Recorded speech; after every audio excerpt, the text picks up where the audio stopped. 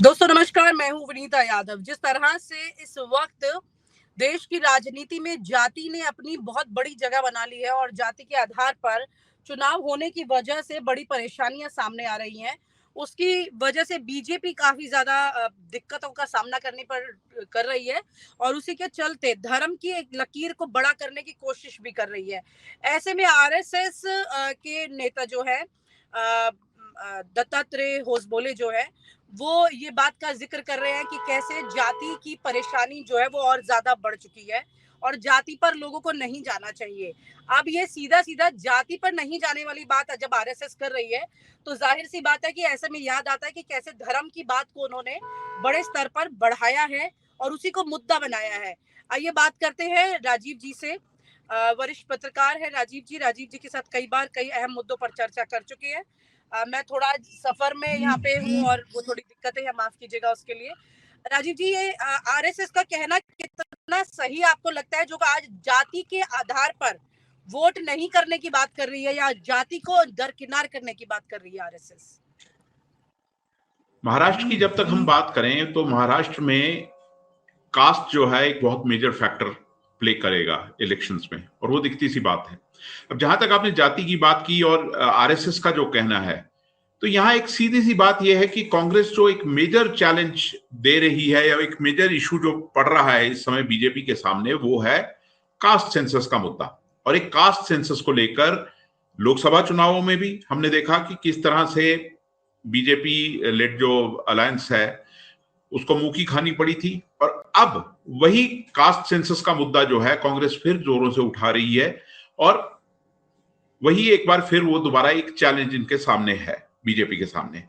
RSS जो है, क्योंकि वो जाति को मतलब थोड़ा डाउन प्ले करना चाहती है, क्योंकि उसे उस थ्रेट का आभास भली भांति है कि जाति का मामला अगर ये मतलब आगे बढ़ गया तो फिर बीजेपी के लिए एक मेजर प्रॉब्लम वहां पर होगी। देखिए है क्या है, इस समय महाराष्ट्र में बड़ा इंटरेस्टिंग चुनाव इस वजह से भी है। देखिए एक तरफ तो नेशनल पार्टीज हैं, बीजेपी और कांग्रेस, वो तो हैं, पर जो दूसरी पार्टीज हैं शिवसेना और एनसीपी, इनमें डिविजन्स हुई हैं। तो आधा धड़ा जो है वो बीजेपी के साथ चला गया और आधा जो है वो कांग्रेस के साथ आ गया। तो महायुति और महाविकास अघाड़ी का जो ये झगड़ा चल रहा है उसमें चीज चल रही है। और जाति की जब हम बात खासतौर पर देखते हैं तो महाराष्ट्र में एक बहुत अहम मुद्दा जो मतलब खासतौर पे डोमिनेट कर रहा है पॉलिटिक्स को, मराठवाड़ा की जो एरिया है खासतौर पे, वहां है मराठा रिजर्वेशन का मुद्दा। अब मराठा रिजर्वेशन का मुद्दा जो है महाराष्ट्र में मराठास वर्सेस ओबीसी की तरह उसको प्रेजेंट किया जा रहा है बहुत जगह पर, जबकि दूसरी तरफ कई जगह ओबीसी के नेताओं का यह भी कहना है कि मराठा अगर रिजर्वेशन मिलती है तो मिले, पर हमारे कोटे से नहीं मिलनी चाहिए, वो इनकी कोटा वॉर्स है, सब कोटा वॉर्स है, अंदर जो चीजें चल रही है वो है। ब्रॉडली स्पीकिंग एक चीज रही है कि Maratha plus minorities plus a large segment of Dalits, जिसमें कि खासतौर पर दलित बुद्धिस्ट जो हैं, वो ट्रेडिशनली कांग्रेस का एक स्ट्रॉन्ग सपोर्टर बेस, मतलब कांग्रेस या महाविकास अघाड़ी का एक स्ट्रॉन्ग वोटर बेस है, वो चीज मतलब क्लियर कट है। तो बीजेपी दूसरी तरफ देखिए एक तो कास्ट को डाउन प्ले करना चाहती है, पर साथ साथ जो कोशिशें रही हैं वो ये रही हैं बीजेपी की हाल के दिनों में कुछ जो है वो थोड़ा अपना फोकस जो है ओबीसी वोट्स की तरफ ज्यादा करना चाह रही है।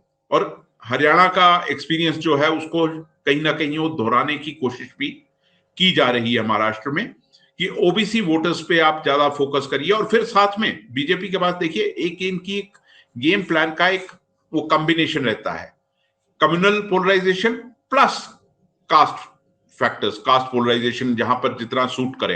हरियाणा में कास्ट पोलराइजेशन बहुत हद तक महत्व रखता था तो वहां ज्यादा एम्फेसिस उस पर दिया गया। महाराष्ट्र में वो इतना शायद इन्हें लग रहा है कि इतना एम्फेटिक नहीं है, तो कहीं ना कहीं वो धर्म को ऊपर उठाकर उस तरह से चुनाव लड़ने की कोशिश हो रही है। ये चीजें कहीं ना कहीं आपको इस समय समझ आ रही हैं कि ये गेम प्लान ऐसा चल रहा है यहाँ पर। जी विनेता, अगर पर ये परिस्थिति है जहाँ पर धर्म की बात को ये उठाना चाह रहे हैं जाति की स्थिति को ये हल्का करना चाहते हैं, लेकिन क्या आपको लगता है कि ये परिस्थितियां आप लोगों को, मतलब जिसे कहते हैं ना, काट की हांडी बार बार नहीं चढ़ती?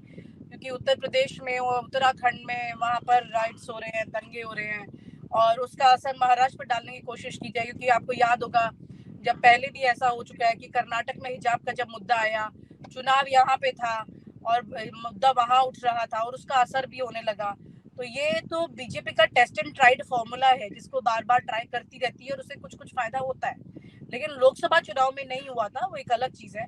लेकिन आरएसएस अब अगर एक बार फिर से बीजेपी के साथ उस पटल पे आ गई है कि भैया वो एक साथ मिलकर काम कर सकते हैं, मतलब पूरा सहमति नहीं है लेकिन अभी इग्नोरेंस भी नहीं है चीजों को लेकर के, अगर वो ये कर सकते हैं तो फिर तो जाहिर है कि वो धर्म की बात को आगे बढ़ा करके आरएसएस भी सपोर्ट करेगी, क्योंकि बिना आरएसएस के तो बीजेपी धर्म की बात को बढ़ा के कुछ ज्यादा अचीव कर भी नहीं सकती है ना।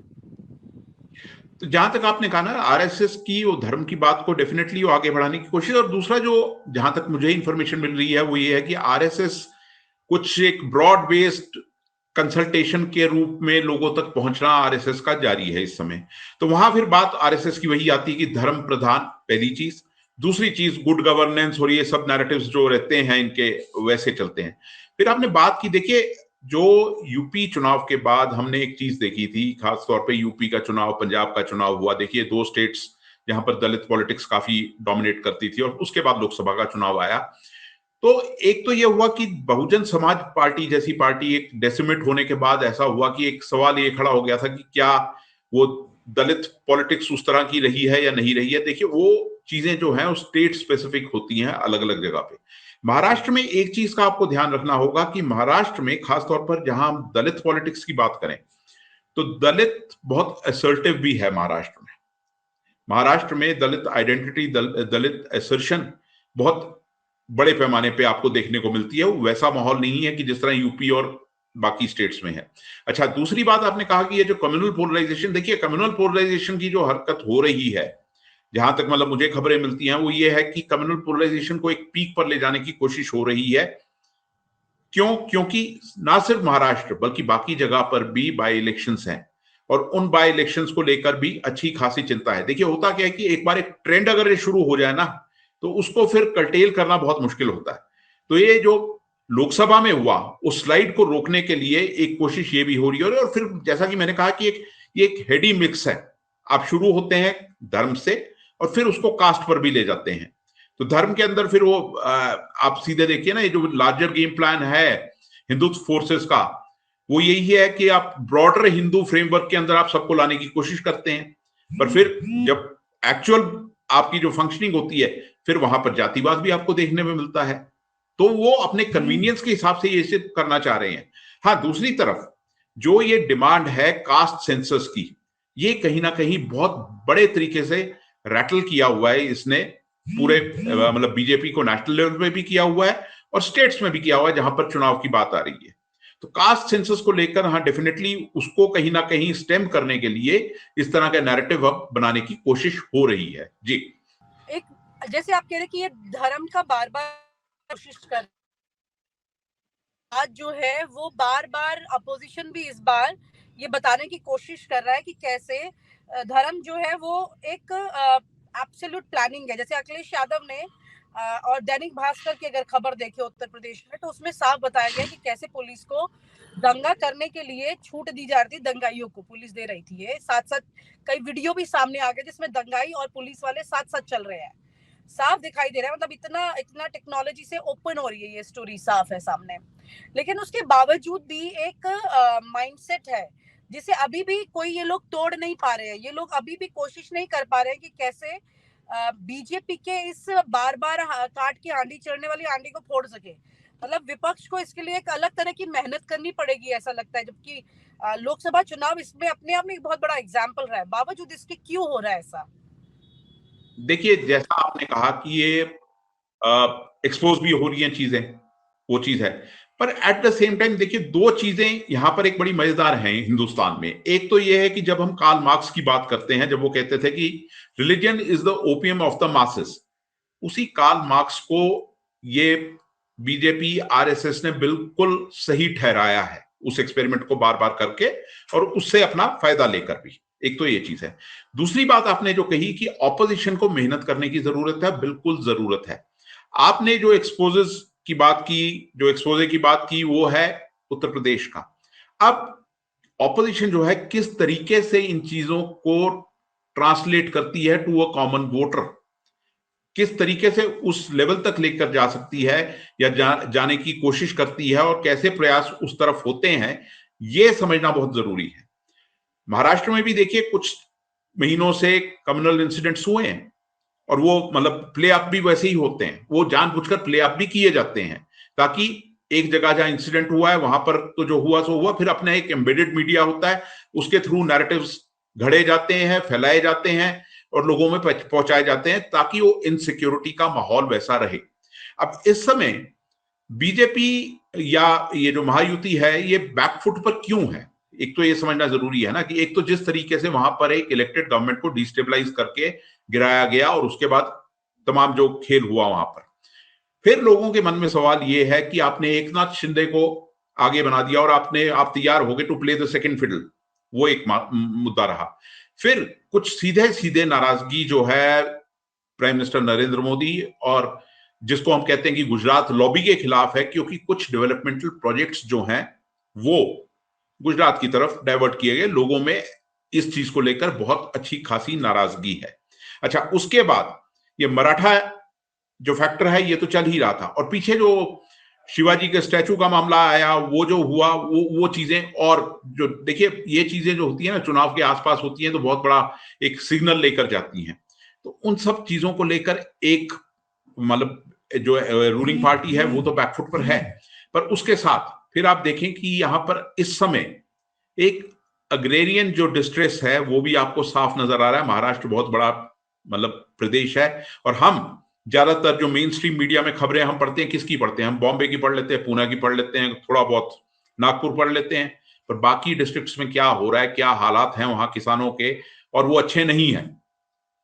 नासिक वगैरह में जो मोबिलाइजेशन फार्मर्स वगैरह की हुई है अगेंस्ट द सेंट्रल गवर्नमेंट या अगेंस्ट द बीजेपी, वो बहुत जबरदस्त मोबिलाइजेशन चली है कुछ समय से, एक तो वो फैक्टर है। उसके साथ साथ फिर आप जब इकोनॉमिक डिस्ट्रेस की बात कर रहे हैं तो वहां पर एम्प्लॉयमेंट को लेकर बहुत सवाल है।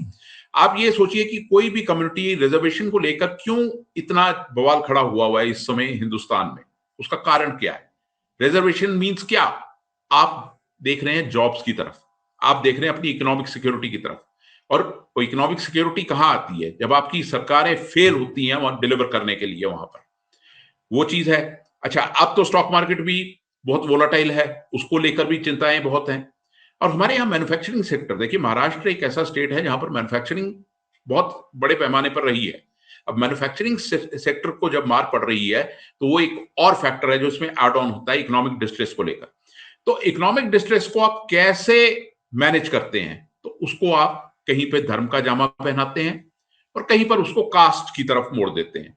और वैसे तो हमारे यहाँ तो कहावत भी है ना, in India we do not cast our vote, we vote our caste. वो चीज की कोशिश जो है वो भी रहती है। तो उसमें दोनों तरफ से चल रहा है काम। जहां आरएसएस बीजेपी धर्म को प्रधान लेकर चलने की बात कर रहे हैं, वही विपक्ष जो है या कांग्रेस जो है वो कास्ट सेंसस की बात कर रहा है।